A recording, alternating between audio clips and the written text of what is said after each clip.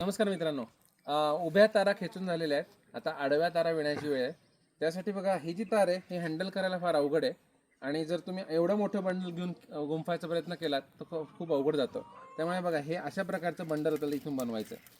तर एक आपल्याला बांबू किंवा पाईपचा तुकडा घ्यायचा आहे आणि त्याला या प्रकारे हे गुंडाळायचं आहे. म्हणजे गुंता न होता तुम्हाला वायर हँडल करता येते. आता बघा हे असं गुंता होत जातो.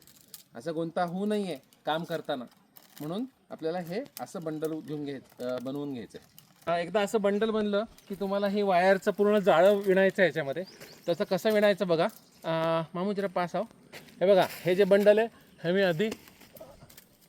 आधी ताणतोय, याला मोकळं करतोय आणि या वायरच्या वरच्या बाजूने टाकतोय. बघा वायरच्या वरच्या बाजूने टाकलं. आता इथे हे समान अंतर ठेवून तुम्हाला ही वायर थोडी ताणून घ्यायची आणि याला अंगठ्याने असं दाबून इथे चिमटा घ्यायचा आहे. बघा असा दाबून असं चिमटा घेतला की बघा हे लॉक झालं. हे लॉक झालं की तुम्हाला आरामात बंडल गोल फिरवता येतं. परत याला लूज करायचं, परत पुढच्या ह्याला जायचं, पुढच्या ह्याला सेम प्रोसेस करायची. बघा वरून टाकायची. वरून टाकल्यानंतर तुम्हाला ह्याच्यामध्ये एक चिमटा घ्यायचा आहे.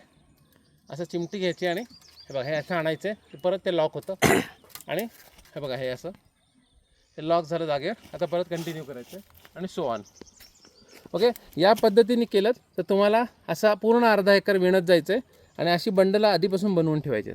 तर हे विणत बघा 2 झाडांमधली पूर्ण स्पेस आपल्याला अशा जाळी विणायची.